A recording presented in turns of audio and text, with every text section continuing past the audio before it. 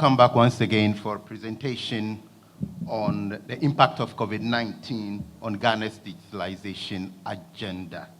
I just want to remind you that this is being streamed live on Citi TV, YouTube on NCSC Ghana, Facebook on NCSC Ghana, that is the National Cybersecurity Center Ghana, and NACSAM TV, that is NCSAM TV Live.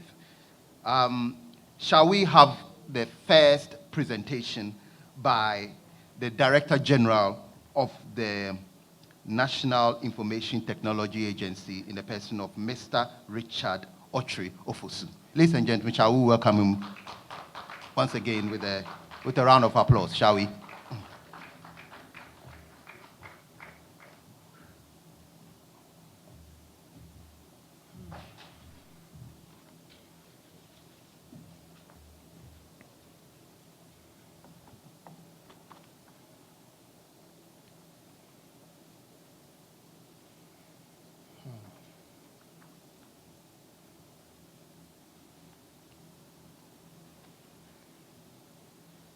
Good morning, everyone. Oh, yeah, it's still morning.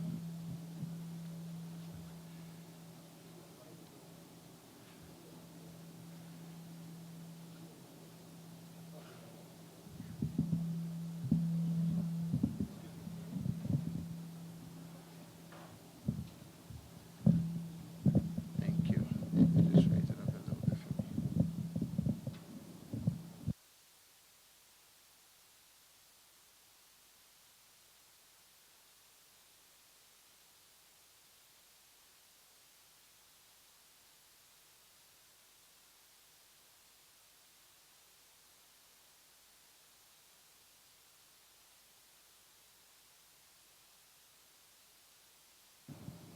Yeah. Thank you very much. Dr. Albert Enchibo-Siako, the National Advisor for National Cybersecurity, and the Cybersecurity team, Dr. De Costa Abuaje of the Ghana Health Service,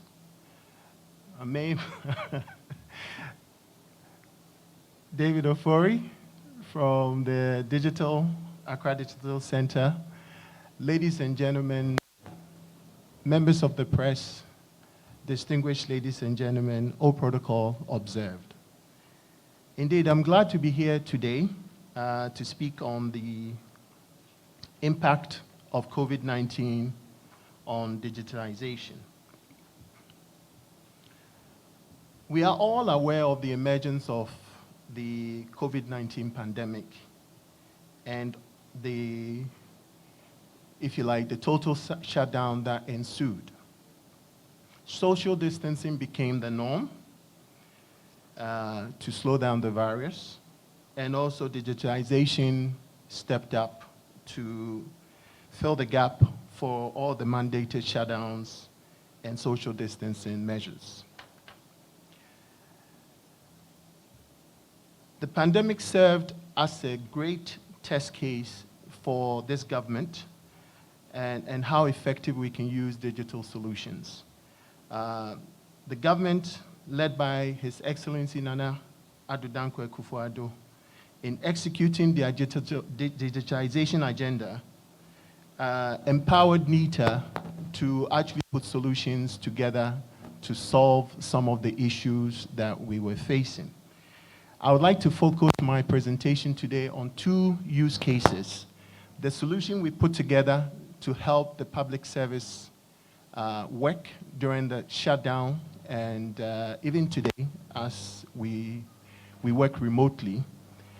And also the case of the president having found the state of most universities, most of our public universities, actually empowered us to put a solution together to solve some of the issues with the public universities. My first presentation will be on a solution that we put in place called Smart Workplace. I'm very proud of this solution because it was developed by Ghanaians a company by the name of eSolutions Ghana Limited. This was a total package built on the Microsoft technologies to allow public sector workers to be able to work from home, any place, anywhere, on any device, to be able to share, collaborate, and also perform all the conferencing facilities that they need to do. Currently, NITA has successfully deployed this solution to over 330 MDAs and MMDAs, and we continue to work on it to get the rest on board. This, as I said, enables the public sector to work remotely and reduce personal contact to curb the spread of the COVID. Many government agencies, such as the Cabinet Secretariat, GRA, Ghana Health Service, Ghana Standards Authority, MPRA, SIGA, and the SEC, are currently trained and using this product. So I would urge, and with the media here, we would also use the media to announce that all the MDAs and MMDAs who are not on board should do so quickly, because this is a government initiative. All government agencies are to use this product. So all they need to do is go to www.nita.gov.gh and download the form, and we'll quickly onboard them. Now, you ask me, what is Smart Workplace? Smart Workplace is basically about working smart and working safe.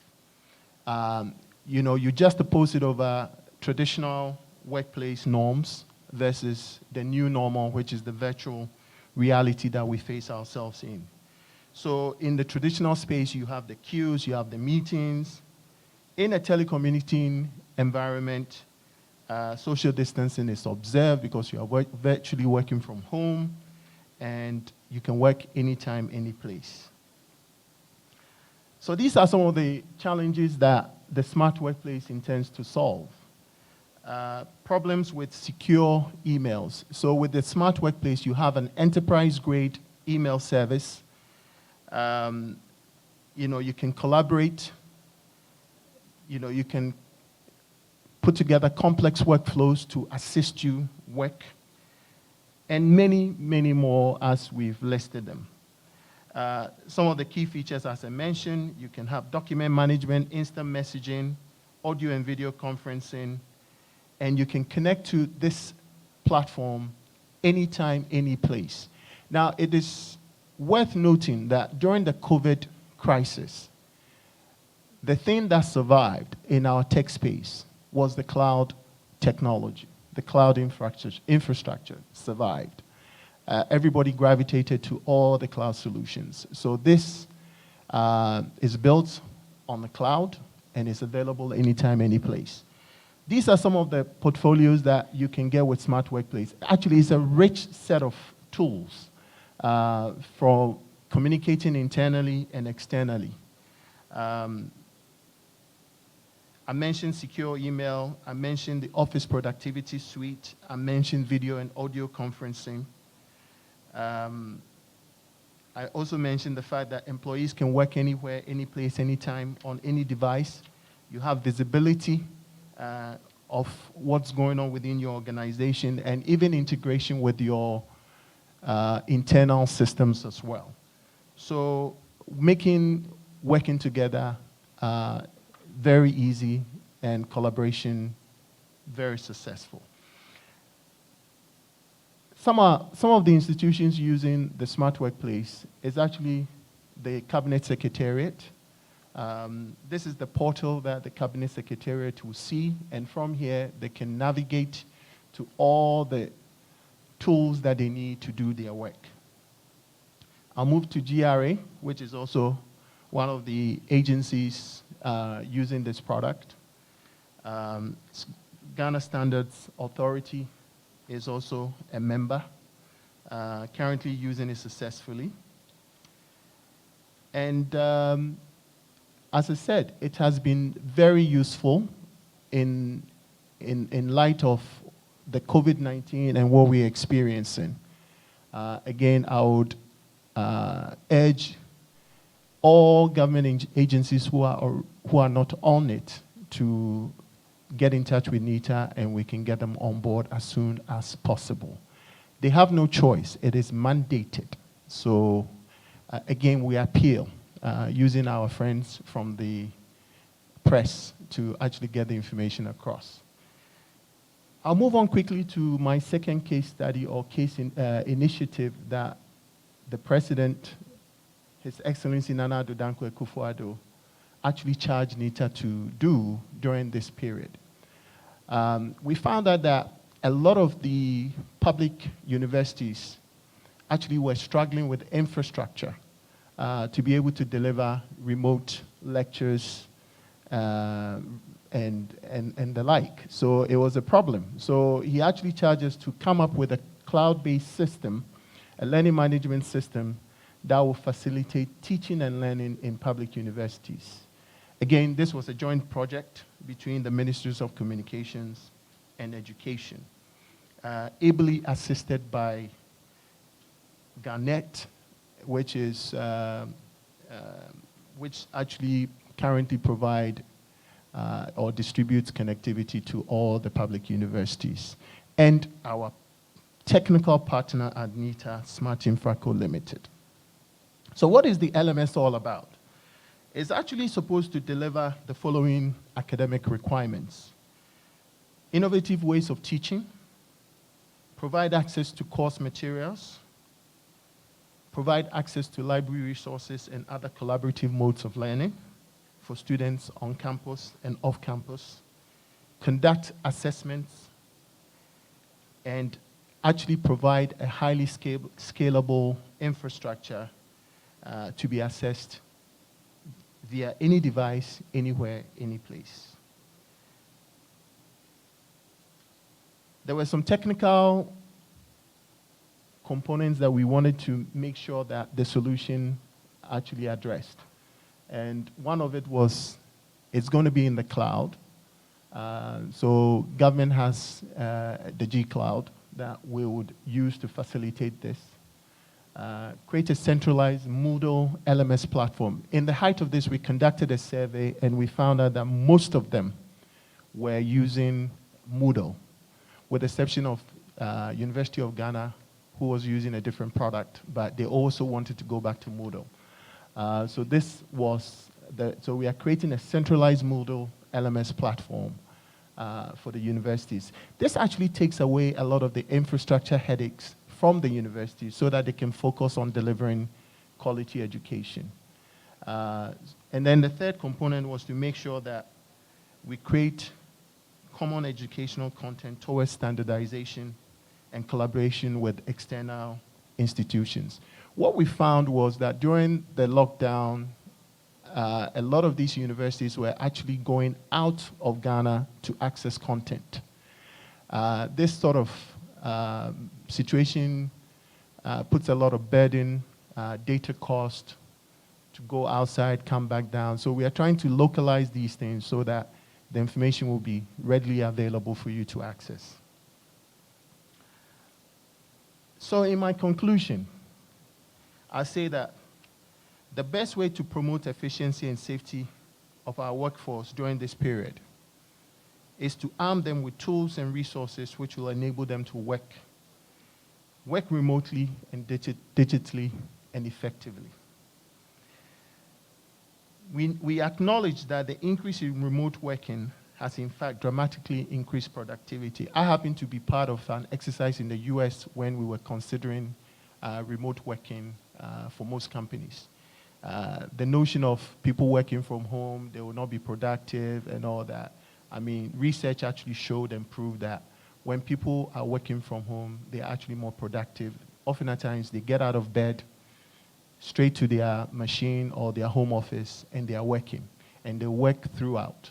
So research has proven that working remotely is productive, and we need to encourage that a lot more in Ghana. How would we do that? We need robust technical infrastructure. I mentioned the National Data Center, which is managed by NITA, and the government cloud. But also we need connectivity. All these things we've said, from the Deputy Minister's speech to Dr. Albert Ntribosiaku's speech and Mr. Radu from CalBank's speech, we've noticed that there are a lot of e-initiatives, suites of products or services that are online. How do we access these things? You can only access these things when you have good connectivity and coverage, so that our friends and family in the hinterlands can also take advantage of these services. You can only do this when you consolidate the government of Ghana fiber assets that we have. There's a proposal that we are working on to make sure that ECG fiber assets, Ghana gas fiber assets, and a lot more, BNC, they all have fiber assets which are currently in silos. We would like to consolidate it so that we can cover a lot more Ghana and provide the services that we need to provide. So that is important. We look at data protection. We've talked about it a bit here. Data privacy and security, and data residency and sovereignty. These are key issues in this era. As we work from home, we are working remotely, we are seeing a rich set of data being passed around. And this information needs to be protected. Not only do we have to worry about where the data is hosted, but the laws that pertains to that particular country is also taken into account. So these are some of the things that at NITA we are considering and making sure that we are working with our sister agency, Data Protection Commission, to ensure that these things are brought to fore. Cybersecurity. I cannot end my presentation without talking about cybersecurity. Cybersecurity is not a responsibility of the National Cybersecurity Agency or the National Cybersecurity Center. It is a responsibility of both of us, you and I, to be able to serve and conduct businesses, in a very secure manner. Not only does it depend on yourself, knowing and learning the rules of the games and what to do and what not to do, to able to protect all of us. So cybersecurity is a joint responsibility, and it starts with you. So on that note, I thank you very much for your attention, and thank you for your time.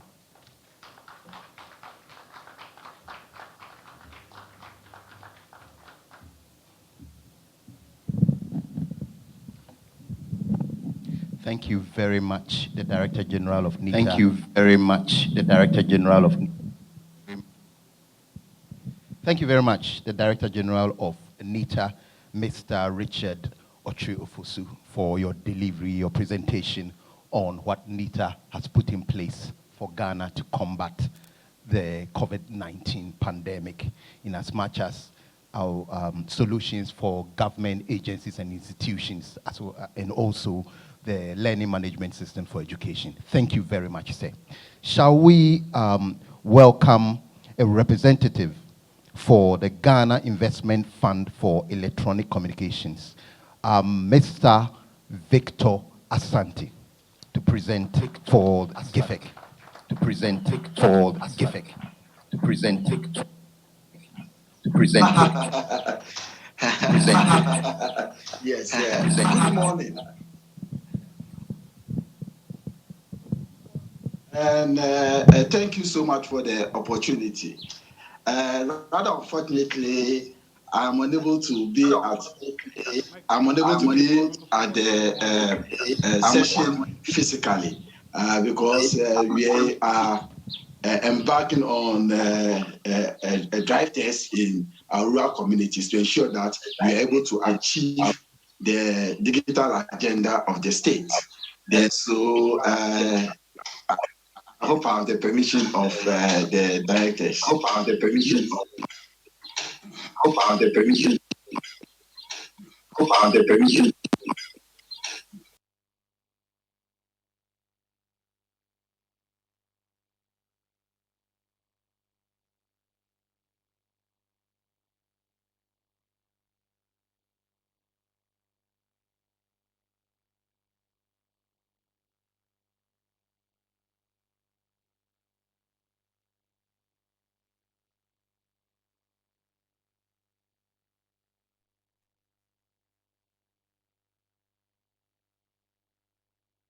Yes, this is my the outline for the presentation. It's going to be a very brief presentation. We'll just look at what GIFEC has been doing over the period, how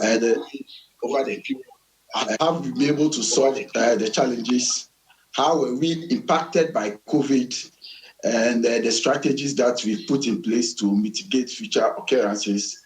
Then, of course, we all know that, yes, COVID has been so dire for us, but in all that, there's been a silver lining. It's not been all gloomy. So I will indicate to you one of the positive aspects that have happened to GIFEC. Again, of course, if there are some questions to be taken. So what have been our efforts over the period?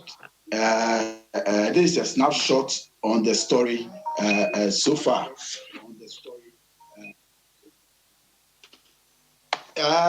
On the left side of top left corner of the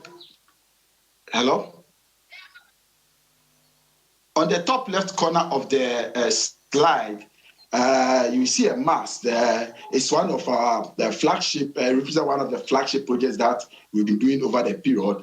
The mast is the Rural Star mast that was developed by GIFEC, in collaboration with other technical partners. We've so far connected over 500 unserved communities. And if you say unserved communities, these are communities that, for lack of a better word, I will say these are virgin communities, green communities, communities that hitherto had no signal. And through our efforts, we'll be able to connect about 500 of these communities. Over close to about 1 million people are receiving signals on account of our presence in these remote communities. If you are on the top right corner, we have what we call the digital skills training program. For the digital skills training program, our objective is to train about 5,000 beneficiaries. And these 5,000 beneficiaries are cutting across all segments of the population. And so we have people from the formal sector, and then of course you're also interested in people in the informal sector as well. And so this training program has seen me training seamstresses, hairdressers, and many across the informal businesses. If you look just beneath that picture, there is what we call the Smart Communities project. This is a project we started sometime in 2017, and the objective is to ensure that we make all communities smart. How do we make communities smart? We make communities smart by introducing digital resources and encourage the use of these resources in the rural communities. And so the Smart Communities program currently is on a pilot project. It's happening in Brekum, also Asumura, and then Asankrigwa. It is a three-in-one project. It has three main components. We have the content aspect, and I'm quite happy with what the previous speaker said in respect of localizing content. That is one of the key objectives of this project. There is a local content provision, and if you look at the slide carefully, you realize that the top part where we have the e-policy and all that, the idea is to ensure that when connectivity is extended in these remote areas, and then of course there's training, people will be able to build up solutions that will address their pertinent needs. And so if you have a young SHS graduate who's been exposed to technology, I mean, he's had some training from the various training programs that are rolled out, the objective is to is that person, through the skills that is developed, will be able to come up with solutions. If it's about agriculture, if it's about fishing, it's about anything connected to artisanal businesses, we expect that this opportunity will stimulate local development of policies. Then, of course, we also have the digital for financial inclusion project. The idea is to ensure, and this was a takeaway from one of the sessions that we have with the Bank of Ghana. We realized that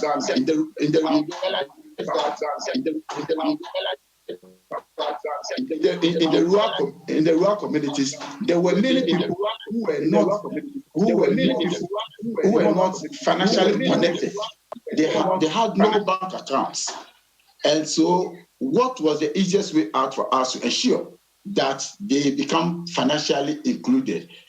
And that's brought up the idea of the digital financial inclusion model of this project. And so we collaborated with a local company that is a ZP to ensure that digital financial activities are developed in these remote communities. Then, of course, we have what the wider connectivity program. That is to ensure that within the community there should be connectivity. And this time we are looking at meaningful connectivity. It is not connectivity that when you are trying to access or download a page, it will take you hours to do that. Our idea is to ensure that connectivity that is extended in these remote communities are as good as communities that are experienced in the urban areas. The final picture is it indicates our idea to ensure that not just people within the formal brackets use digital resources. We through what we call the ICT for Sustainable Fishing project, we rolled out an intervention to ensure that fishermen will also be using fishing digital technologies for their fishing enterprise. One of the things that we realized in our discussion with the Fisheries Commission is that, yes, there's been some rape of our fishing resources, and the kind of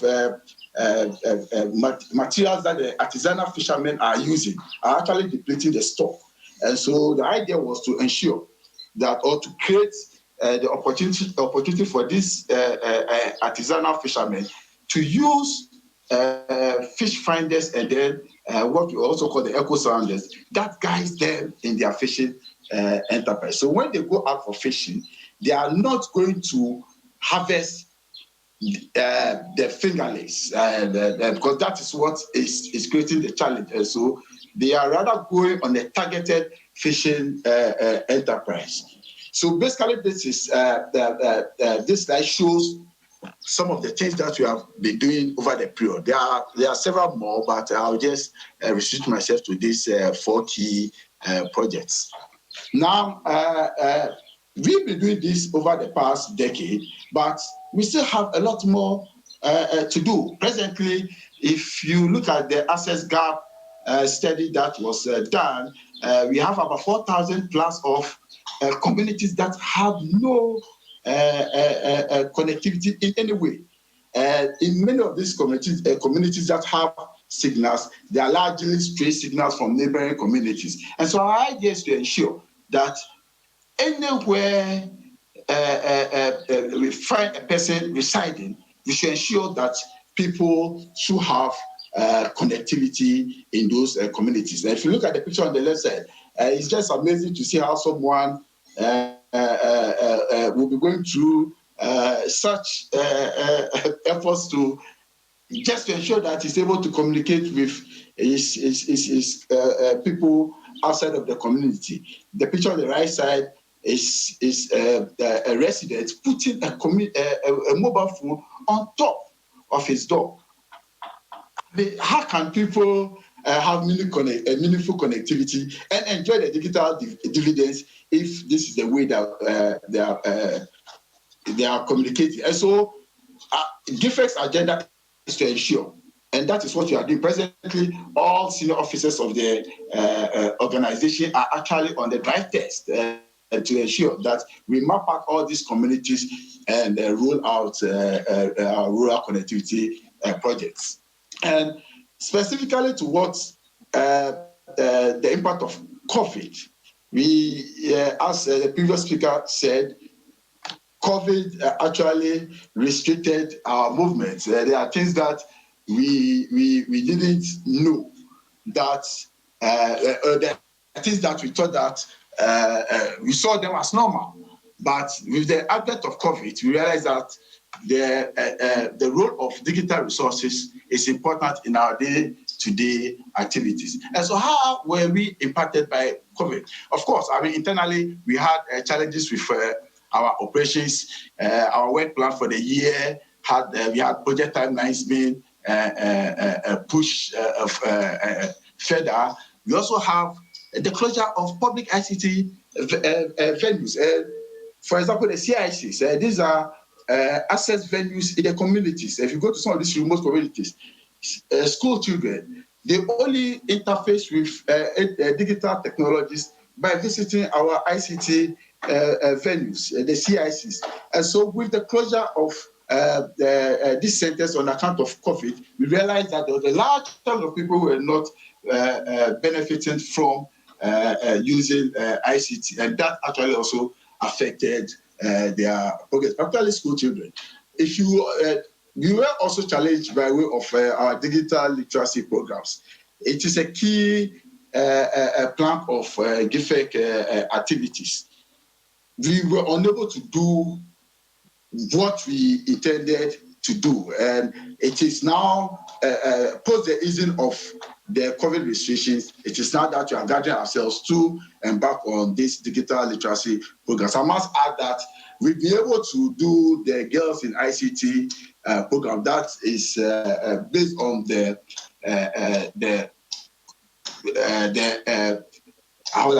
based on the efforts that the minister did. I mean, she facilitated our training, the training of the girls in the various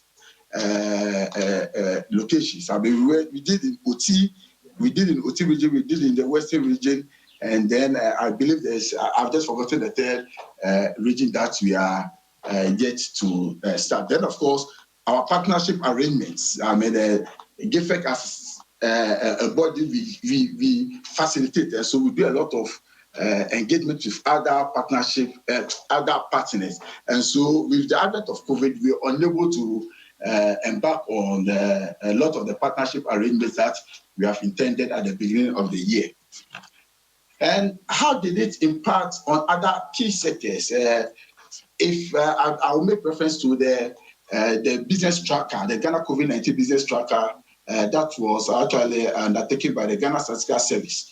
And I will restrict myself to the impact on COVID on education. Per that study, about 9.8% of JHS students and not more than 21% of students use mobile learning applications. And that is very serious because if COVID restricted people from engaging in the usual things that they for students, that is education. And so if you're unable to use, about 80% of students were unable to use mobile application, and that for us is a very serious thing. Then, of course, we also look at the lack of access to internet at the home. I mean, the restrictions, we were all home bound, and so we were supposed to have our educational, and then, of course, our and so for the students, we were a study revealed that not more than 15% had access to internet in their homes, and for the SHS level, not more than 80%. This is quite a serious thing, and this is an impetus for us as a universal service fund to do more. Many of the reasons that where the underlying reasons for students not being able to have access to internet, apart from affordability and all that, is the issue of poor internet connectivity. Then, of course, the lack of access to basic ICT tools. If you take computers, for example, at the DHS level, no more than 26% of people had access to computers, whilst no more than 33% had access to computers at the SHS level. And so this, for us, directs the path that we should do in respect of our rural, in respect of our connectivity activities. So how are we going to mitigate future occurrences? As it's been said, COVID has come to stay. And if COVID has come to stay, how are we going to ensure that we are not adversely affected by COVID? And so we have intensified our rural connectivity project. As I said earlier, we've embarked on this on the site acquisition and then the drive test activity. Almost all senior officers in the organization are presently in the rural communities. And our objective is to ensure that we put up about 2,000 new towers by the end of the year. We are undertaking this project with the support of the Ministry of Communications, and then the China Exim Bank is providing us with that funding facility.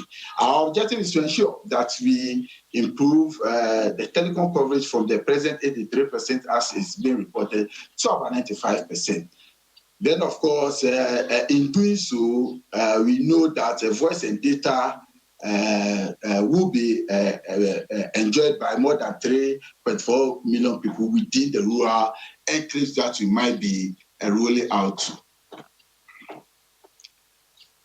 Another intervention that we've, it is something that we've been doing, but we've post-COVID, we've enhanced our activities in that area, is to increase the public ICT access centers. We are constructing about 30 or so more new CICs in areas that have no presence of internet or digital learning centers. We are also refurbishing about 100 of the existing CICs that we found out that they were in bad shape. And on account of that, about 25, presently about 25 of that CICs have been completed, have been completely refurbished. We are hoping that the next, the 75, should be completed by the end of the month. Then we are also considering other alternative means of connectivity. Yes, our object is to ensure that we roll over to about 95% of the rural communities. But how about the 5%? It may be the case that technically this 5% of the rural communities may not under any form have connectivity. But there are other alternative methods that we are exploring to ensure that these communities have connectivity. One of the key strategies that we are putting across is to facilitate the establishment of community networks. These are networks that are actually owned by the communities. The communities. I mean, it is quite popular in the East and then the South African region, and we want to import that strategy into our system here. And so what we have been doing in that respect is to support the development of a policy framework for the rollout of community networks in Ghana. Presently, there's a gap in the policy space in respect of community network. And so we are collaborating with the Internet Society of Ghana, which actually is one of the key entities that is championing the rollout of community networks in Ghana. We are going to do so by exploring the use of a technology like TV white space, for example, we realized that if we use the TV white space, we might be able to deploy to very far-flung communities, areas that none of the traditional methods that we are presently using may be viable. And the TV white space from our study indicates that that could be a viable option for us to use.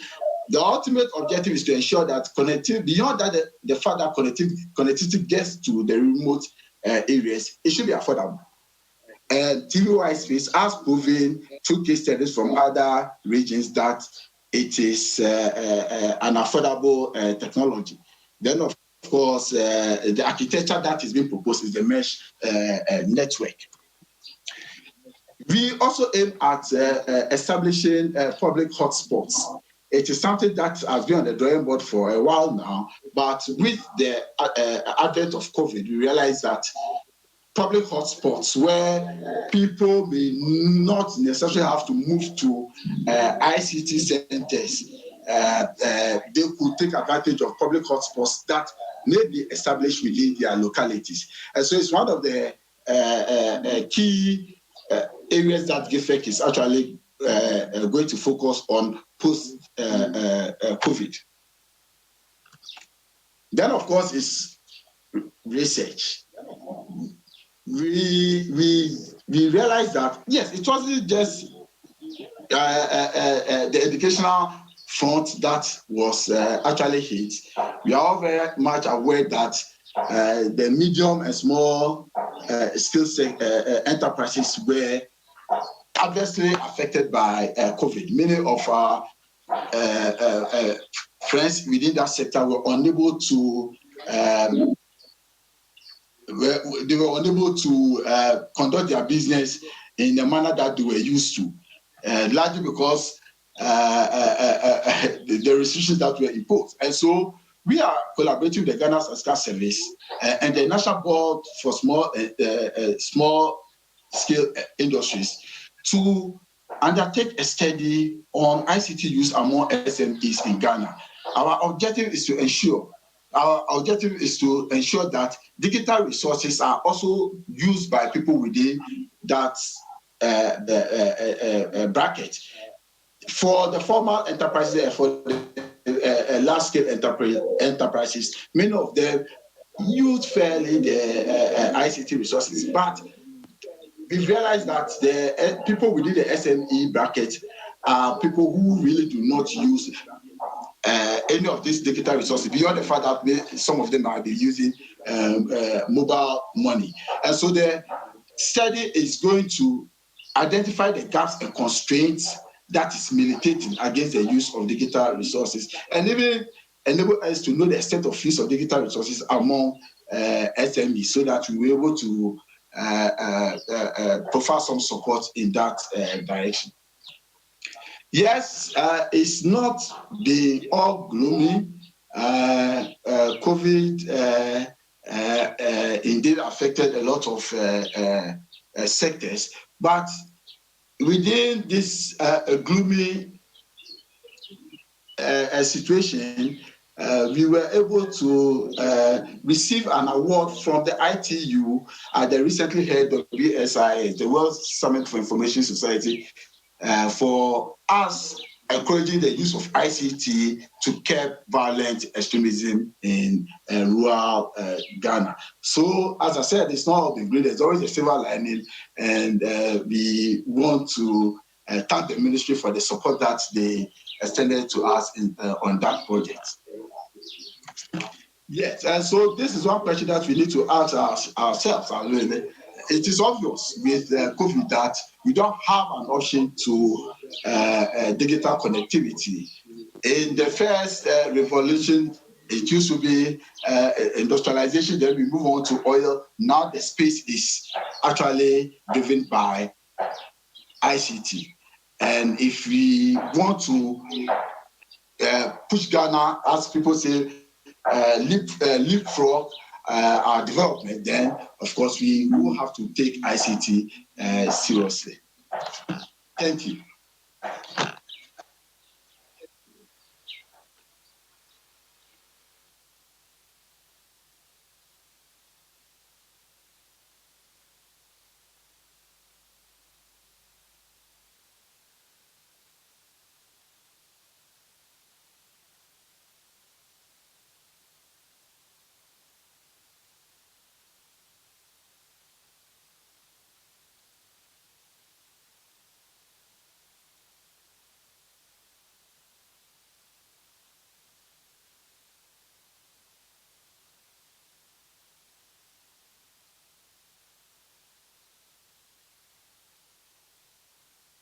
financial inclusion of underserved communities, as well as digital solutions for even the fishing industry, Girls for IT, and their support for schools. Thank you very much, GIFEC, for your presentation.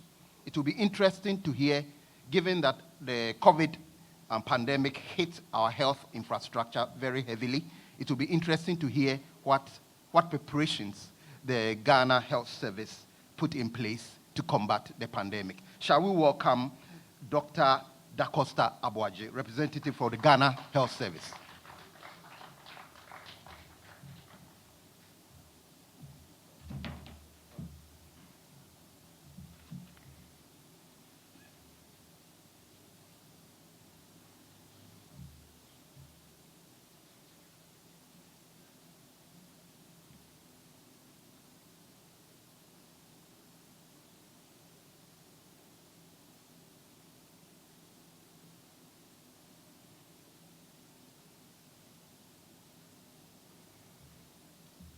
Good morning, everyone.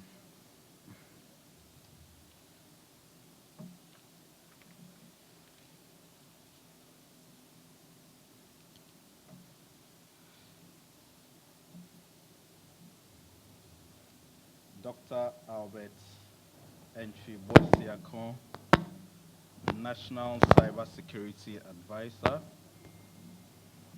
Mr. Richard Ochre Fosu, Director General, NITA. Mr. Abraham Kofi Asante, the Ghana Investment Fund for Electronic Connectivity. Mr. James Awotwe, Ghana Post Director.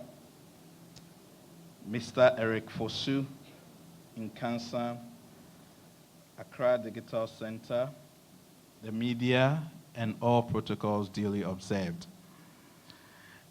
I will focus my presentation on by giving the background to our COVID-19 fight. Then I'll look at the positive impacts, then the negative impacts, then I'll talk about the way forward, our collective way forward. So as a country, we have been battling with the COVID-19 pandemic. From the Ghana Health Service and the Ministry of Health perspective, we started preparing when we heard that there was this outbreak of the virus in Wuhan, China. So we activated our Emergency Operations Center, which is normally called the EOC at the Ghana Health Service. So at some point, the government came in, and our approach in fighting the pandemic has been an all-government approach, which was chaired by the president. I mean, he still chairs it. So the president appointed Dr. Asamoah Ban as the presidential coordinator for the COVID response in our country. There was an interministerial committee made up of ministers from the various sectors. We were meeting the president almost every day, and we moved to twice a week. And so it was on the 11th of March 2020 that the WHO declared the virus outbreak as a pandemic. Then on the 12th of March, we recorded our 2 cases as a country. So as of today, our active cases stands at 301. Then the number of people who have died stands at 306. May their souls rest in peace. The number of positive cases stands at 47,005. Then those who have recovered stands at 46,000 398. The number of tests we have conducted stands at over 496,000 since the pandemic started in our country. So I'll share with you some of the strategies that the government has been adopting in fighting this pandemic. Our first strategy has been to limit and stop importation of the cases. So you all witnessed the closure of the borders, as flights were suspended and people were put under mandatory quarantine. Initially, it was at the cost of government. So our second strategy was to detect and contain the virus. And as you all are witnesses, we continue to contain the virus. The active cases continue to come down, but it is not a guarantee for us to lose our guards. I'm so happy that everyone here is observing the social distancing and also wearing of the face mask. Let us keep it up. So our third strategy has been to care for the sick. So for our brothers and sisters who had COVID-19, we certainly took very good care of them, and we continue to take care of those who are being infected. Then the fourth strategy was to limit the impact of social and economic life. And it is also in line with health, as one of our approaches in health is determinants of health, where health outcomes takes into consideration social, economic, agric, and other factors. This is why during the lockdown, vulnerable people were being fed, and also when our children went back to school, the president decided to feed them. These are all measures taken to limit the impact on social life. I believe that majority of you enjoyed free water and free electricity. These are just few. So our fifth agenda, or our fifth strategy, has been to build on our domestic capacity and build self-reliance. And this is where I think as a country it is very, very important. And this is where the digital agenda of the country fits. Because as a country, if you look at the previous speakers, we certainly have to move into the digital agenda with speed. And I must commend the government for what it has done so far. In fact, no one knew that COVID-19 was actually coming. But with the little infrastructure that was in place, we actually managed some of our meetings via Zooms and other things. So it is a very good initiative, and I believe that it should continue until we make sure that we put digital, we take the digital space. So let me say that COVID-19 has pushed digital health forward amidst the challenges. Our initial preparations, like I talked about, we certainly secured our airport with digital thermometers. As we speak today, if you go to the airport, you certainly know that we are doing most of our things by technology. So we have you fill in your forms and everything online, the e-forms. We set up the Ghana Health Service website specifically for COVID, for citizens and organizations to have information readily available to them. The government also set up the 311 for teleconsultation and also queries.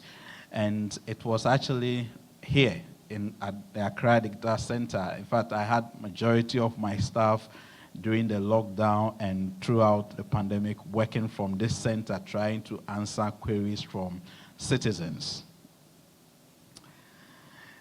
There was also the government-private partnership For example, if you look at the University of Ghana Medical Center, there was a telemedicine program put up for citizens to actually access medical health or medical care through the system. One of our strategy was also to manage patients from home. So in collaboration with the University of Ghana Medical Center, we came up with what we call the COVID Connect application for managing COVID-19 patients from their various homes. The Vodafone Foundation actually assisted us, so we had about 70 doctors manning a telemedicine center at the Vodafone Foundation, helping citizens during the pandemic. Other private facilities also supported government in this telemedicine agenda. So let's look at our strategy. Our strategy for COVID-19 has been using our 3 T's. And almost every part of the 3 T's, there was an aspect of technology or digitalization. So for example, if you look at our tracing, we came up with the Ghana COVID-19 tracker, which actually were being used to trace contacts of positive cases. And it was easy to use. You just log in, you put your details, and we are able to know within a certain space where the contacts are or where. So in our testing, we also had digitized barcoding to help. In terms of our treatment, we had digitized technology to patient-centered care by fostering communication for patients via online portals, text messaging, and emails to support the telemedicine agenda. So you've all heard about our drone service through Zipline. Test results were being delivered to testing facilities. Again, with the emergence of the COVID-19, the Ghana Health Service activated the Surveillance Outbreak Response Management and Analysis System, that's the SORMAS, in all health facilities, and also at the Kotoka International Airport for epidemiological follow-up and containment. Now, the various labs that we had, healthcare professionals working in these labs and health facilities are able, even in rural areas, are able to enter results of test results so that you can just sit in your office and just access the data. And this is also not only a Ghana agenda, it is also an African agenda. So the SORMAS implicate, we work closely with the African partners to align the SORMAS with an integrated disease surveillance response, and there is a strategy for that. And I must say that the implementation of the SORMAS has actually strengthened Ghana's disease control capabilities. And again, alignment with other digital disease surveillance applications and interoperability with the digital health platforms such as the Ghana District Health Management System 2, which is a web-based repository of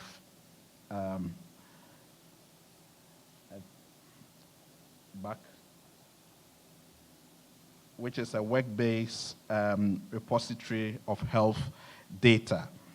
So my understanding is that we are engaging NITA to see how best we strengthen this, which is good. Next, please. So in terms of risk communication, we have been using digital tools and digital spaces in propagating our messaging. And we have been addressing misinformation and rumors through technology. We have been doing public education and community engagement to COVID-19 through our social media and digital spaces. We have been addressing stigma using digital tools. We also have been propagating or disseminating the safety protocols via digital means. And let me also say that the telecommunication companies actually helped us in also sending bulk messages to Ghanaians to the extent that some ringing tones were COVID-19 messages developed by the Ghana Health Service. Of this, we have to give them applause. So our social marketing of public education with digital monitoring tools like the Brand 24 exists in the Ghana Health Service, especially in my division. We have monitoring tools to fight these rumors and misinformation. Digital sharing of situational reports, newsletters, and posters, and also keeping information in the Health Promotion Resource Center repository is some of the key things that technology or the digital agenda helped us in doing. So this one is not unique to the Ghana Health Service, like you heard about the smart working places.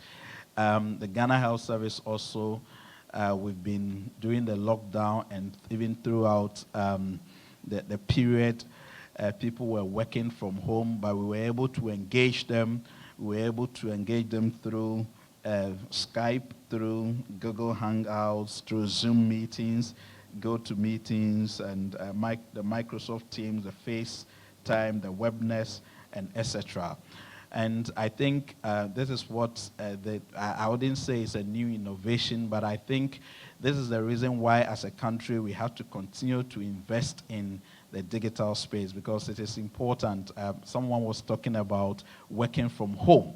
Working from home actually is productive. I mean, in England, when I was working there, I used to work from home about 2 days a week.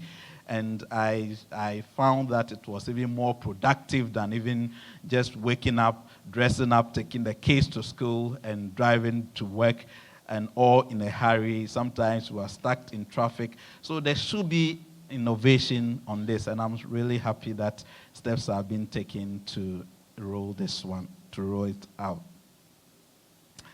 So again, let's look at the Ghana telemedicine agenda.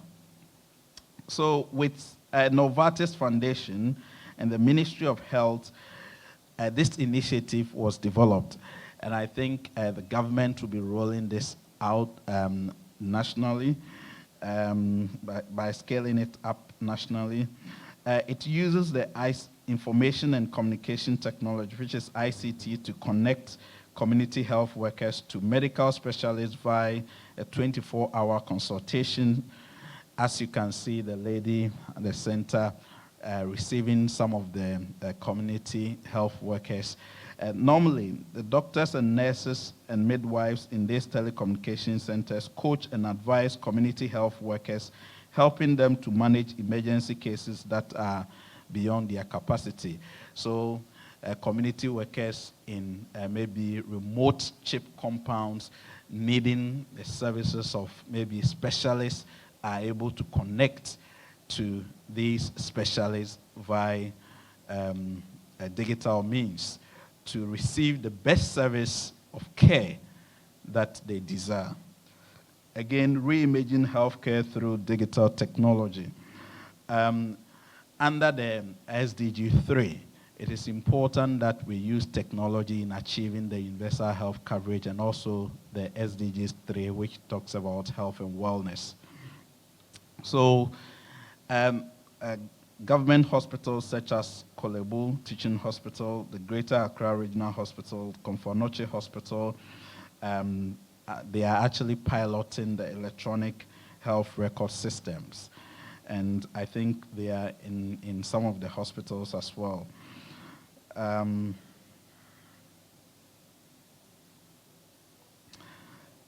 So let's look at this one. This is very important. COVID has actually exposed us on the non-communicable diseases, being it hypertension, diabetes, and the others. So as a country, we certainly have to work so hard in fighting these. And there should be innovations in the digital space for this.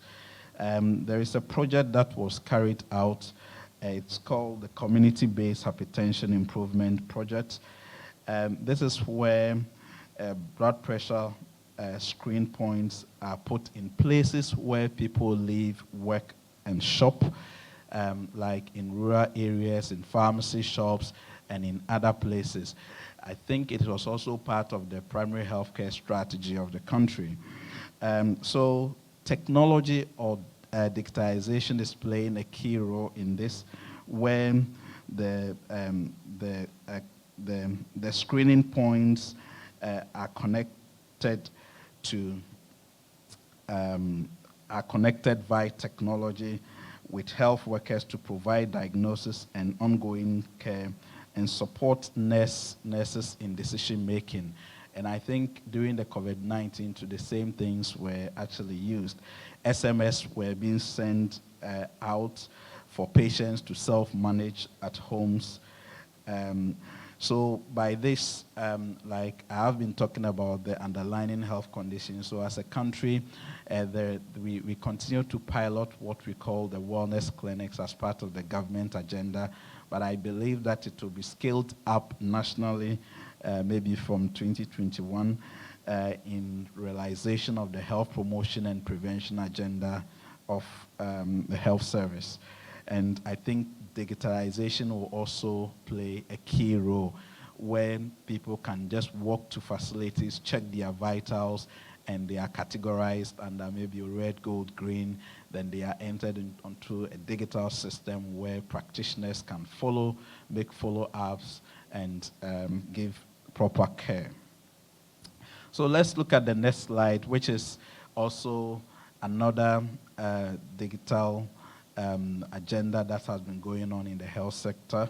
The NHIS transition towards a paperless system is on track, in line with the national digital drive. So now you can just take your mobile phone and just type *929, and you renew your NHIS registration. Facilities are now doing e-claims, electronic cash point at various facilities, and most of our things are now online, which I think is all in line with the government's digital agenda. So in the Ghana Health Service, for example, we have the e-recruitment and steady leave applications, when people will have to apply their steady leaves online, so that we are able to know those who are really due for steady leave. And let me also say that during this COVID-19, the government has recruited a number of health workers, and all these were done through an e-recruitment portal hosted by the Ministry of Health. Majority of the nurses were asked to apply. The 2017 nurses were asked to apply. 2018 nurses are.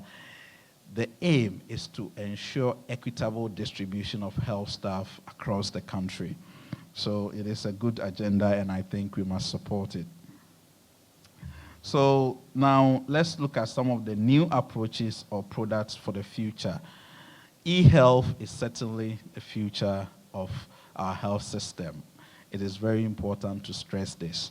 So there must be digitalization across the health sector, where we have electronic records which may be used in hospitals, but also across facilities. For example, when maybe something happens to me in Accra, but I am in Kumasi, the doctor in Kumasi should be able to access my medical records upon a click of a button to know my medical history for proper diagnosis. And it shouldn't be only in Accra and Kumasi. It should be across the country for equity's sake. So digital tools that enable us to follow patients' health status once they leave hospital or healthcare facilities. And this must include promotive and preventive activities as well, like I talked about previously in the wellness centers. That should be the agenda driving our national health promotion and prevention strategy. Scaling up telemedicines, like I've said, it does exist, but we need to scale it up. Mobile health is very important. Now, one of the things that I think we must be thinking about, I'm not predicting that there could be a second wave, but as a public health specialist, we always plan ahead. As I told you, we started planning long ago. So in future, I think quarantine apps to follow individuals whilst they are in quarantine will be very, very important. So the app could be used to also follow up patients, not only in this era, but for other diseases. Then again, we heard majority of the people were calling the centers to inquire about COVID-19, and they were not getting through. So it is important to deploy voice bots to answer individual calls, and where it is important, where it is complex, then it is transferred to healthcare professionals to deal with. I think this one is also very important, and as a service, we are taking note of this. I think we will be implementing something very soon. So let's look at the negative impacts. Those that I've talked about are some of the positive impacts that COVID-19 has brought within the Ghana Health Service and the Ministry of Health. But let's look at the negative impacts. Cost has been one of the main things that where electronic health record systems are very expensive, and challenges with private providers blocking access to patients' records due to non-payments. Remember I talked about government-private partnership. I think it is very important. So we have to make sure that we address the cost component of this electronic health record systems, or our digitalization agenda. Hackers stealing patient information. We have to address stealing patient information to third parties for data mining. It is very important to stress this as well. Then legal implications due to lack of adequate skills and documentation by healthcare providers. Digital payment fraud. This one too is not limited to the health sector, but banking. You heard the MD of CowBank using the Uganda experience. Easy access to patient information by other healthcare providers. So it is important to guard against this as well in our agenda. So let's look at the way forward. The way forward should be that as a country, we must focus on access to capital to expand our digital agenda. And in doing so, we must be able to provide information for potential and current entrepreneur and business owners to find public and private funding sources to support the government digital agenda. The private sector is very important in this, and they need to be supported. Technology and digital marketing, our digital strategy, social and content marketing, and the monetization of digital media is crucial in creating and maintaining presence during and even after this pandemic. Now, addressing access to broadband and internet has become an essential necessity. This is why I'm also happy about all the presenters talking about internet connectivity, even at the very remote areas. And I believe that this is what will drive our digital economy. So let's look at the human capital building and investment. The digital agenda needs different skills for medical professionals. More training of healthcare professionals will be needed. It needs legal changes and regulations, and I'm happy that the cyber security law or something is in Parliament and awaiting approval by our honorable members in Parliament. Again, there is a need for societal readiness. In fact, like I said, before COVID, the government started preparing a digital agenda. We never knew that COVID would just put us in this situation. But I think in the drive to achieve the digital economy, I think it was the right way to go, and now it is still the right way. We have to improve on what we have, and we have to continue to do what we are doing by scaling it up. There is a need to train more professionals in health informatics. This is also very important. So the way forward, again, is good leadership and governance. As you have all seen, that the government has actually shown good leadership in terms of managing this COVID-19, but it is not only good leadership, support from citizens also. More education on information technology is very important, and scaling up the use of digital technology in the medical field, like performing certain surgeries and radiology with digital tools. Some are ongoing, but it needs to be scaled up. Again, risk management and privacy. All the speakers have spoken about this. It is also important because medical data is personal and very confidential. They must be protected. So privacy is obviously one of the main challenges that we face in the health sector. Privacy and cybersecurity of medical data must be addressed. Again, another way forward that we have to be focusing on is the digital scientific solutions. Efforts in the digital research and development of treatments, as well as vaccine development, prevention and control. So this is where our universities and colleges should play an important role in digital scientific research, highlighting the importance of training innovative talents, increasing investments in basic digital research, and providing the necessary policy support in physical, financial, and task fields to support the agenda. And I think if you listen to the last presenter, he also talked about research. And it is in line with our effort to build our domestic capability and increasing productivity. We have to be able to develop ourselves as a country. So on this note, I want to thank everyone for listening.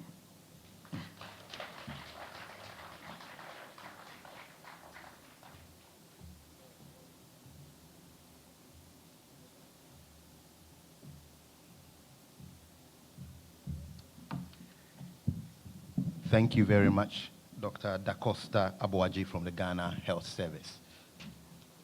Thank you for the information you've given us. It's been informative.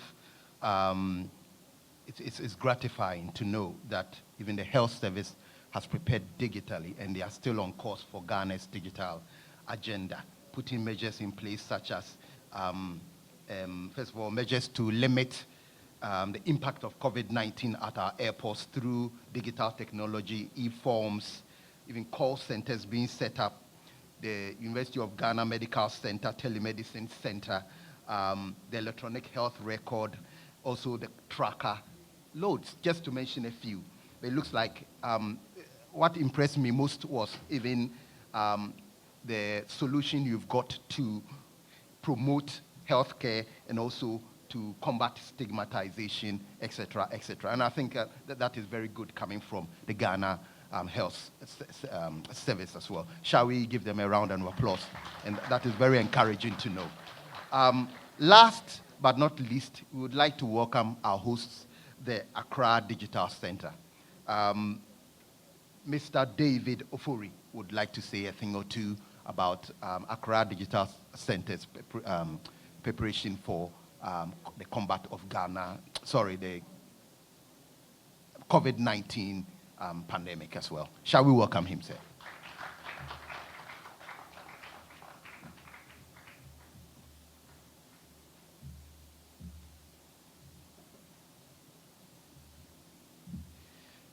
Good afternoon. Still morning, I think. And, a lot has been said. There's a lot of information to take in. Sometimes you don't realize that as a country we're doing so well until you start comparing to other places. Some of us have had the opportunity to visit other countries, and even during COVID. And it is gratifying what we're doing as a country, especially when you get to our borders. Some countries don't have even 1/10 of what we're doing here.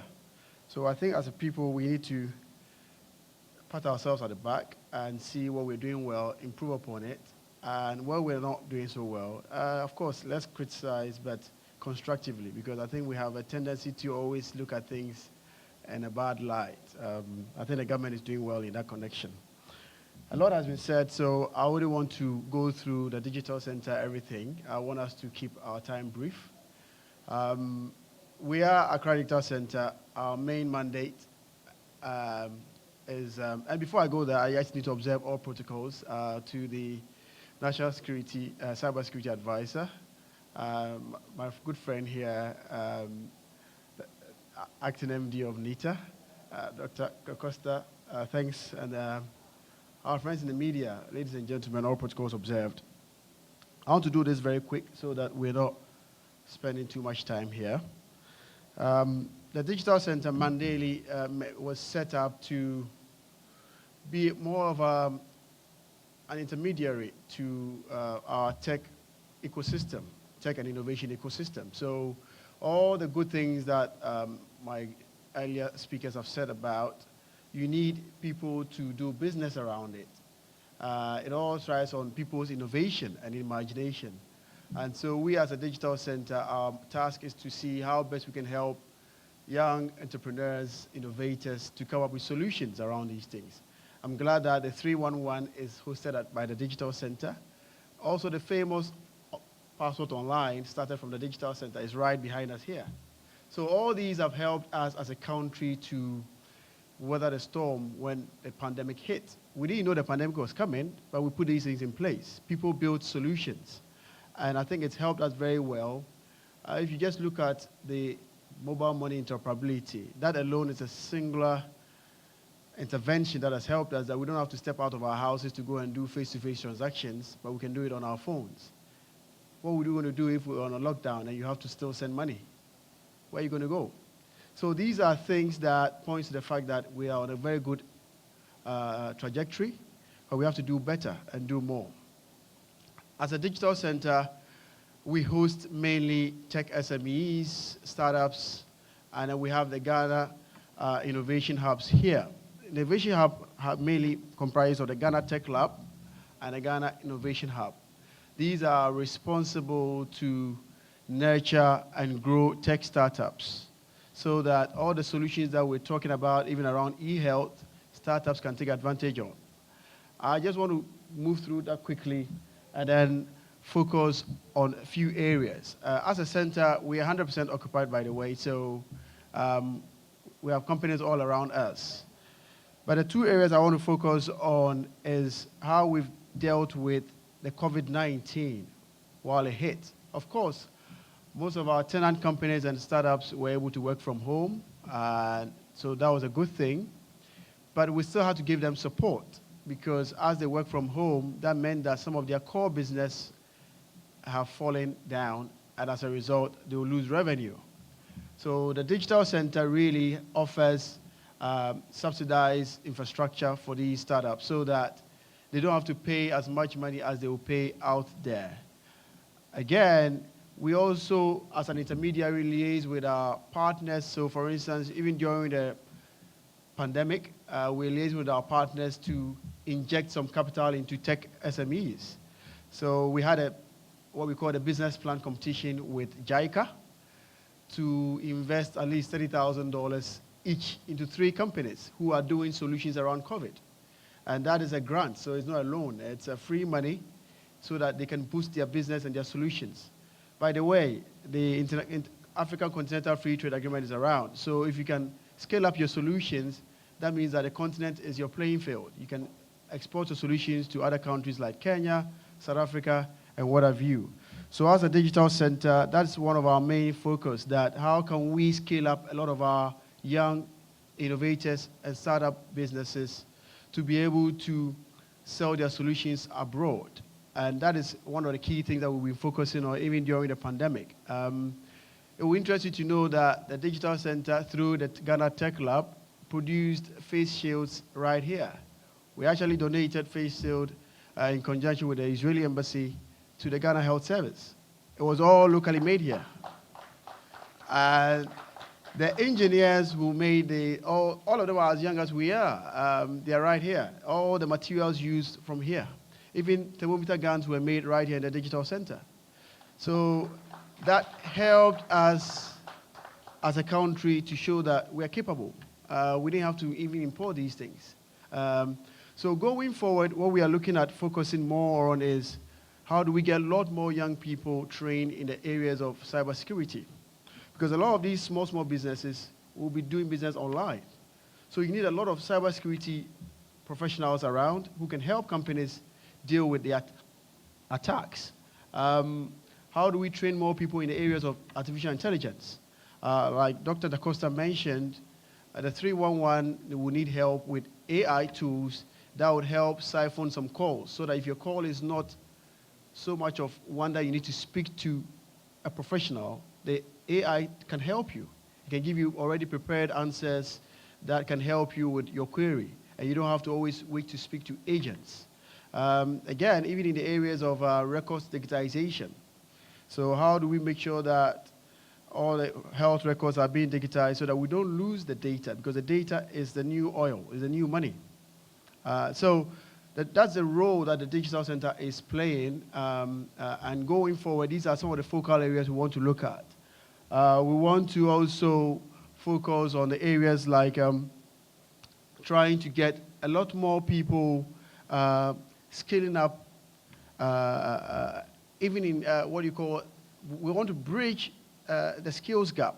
So before the pandemic hit, some of our folks, even in Accra, not the hinterlands, in Accra, people have digital devices, but they don't actually know how to use them. So we were even on the verge of getting a lot more of these digital skills training out to people in the underserved communities, not necessarily in the hinterlands, but right here in Accra. And now there's a new way of working. So we mentioned Google Teams, Microsoft Teams, Google platforms, Zoom, and all that. There are people who don't even know how to use these platforms. It will amaze you. So sometimes those of us who are tech savvy take these things for granted. We think that everybody should be able to use Zoom. Sometimes people lose privacy in their homes because they don't know that the Zoom camera is on and there's somebody naked behind them. These are everyday lives that is hitting us. And we have to find ways to help each one of us to be able to understand these tools and how they work. So going forward, we want to be able to have a lot more training with our people to understand the new way of working, the new super highway of doing work. How do we even access government digital services? You need to be able to have some of these skills at hand. And as a digital center, we are poised on that. We have a number of tech startups and private companies within the digital center and in the ecosystem. So the ecosystem is made up of even the tech hubs, the privately owned hubs. And some are located in Accra, some are located in the Volta region, in Tamale. And our job is to bring all these together. And we do that all the time. So everything you see happening at the digital center doesn't just happen in Accra, because Ghana is bigger than Accra. When we launched the business support of $30,000 for each business, it was all over the country. So we had companies from all across. How do we support people who are using AI tools and emerging technologies to even detect plant medicines, so that you don't always have to have extension farmers going to physically examine plants? These are things that we're looking at helping out at the digital center. So without much ado, I think that I want to draw the curtains on my submission. I know I've not gotten according to my slide because I know we're far behind time. But if you want to see a lot more of what we do at the digital center, please feel free to talk to me after this session. Thank you.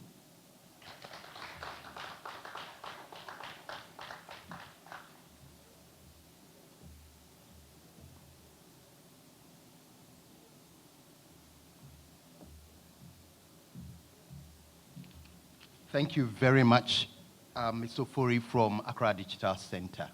Just to remind you again, we are being streamed live from on Citi TV, Facebook, NACSAM 2020 live. Also, we are being streamed live on all other digital platforms. Thank you very much for your presence today. Today we have been informed by various agencies who have made presentations on how Ghana is moving through our digital agenda, the plans that we have in place to ensure that Ghana's digital agenda stays on course. We thank the Accra Digital Center for their efforts in capacity building of young people. Thank you very much for your efforts. I believe they deserve a clap, at least a congratulatory clap. Thank you very much, sir. Now we've come to the end of our session. Thank you very much for making it here. Those who joined us through TV, we thank you. Through Facebook, through Citi TV, we thank you. We thank our sponsors. More importantly, invited guests who made it here, the Deputy Minister for Communication, Honorable George Anda, the Cybersecurity Advisor and the convener of this particular program, Dr. Albert Enchubwe-Siakon of the National Cybersecurity Center, NITA's presentation, GIFEC, Ghana Health Service, Accra Digital Center, the press, media. Ladies and gentlemen, thank you very much for joining us in this program. I believe that you've been informed and we now know Ghana's efforts in building our digital infrastructure.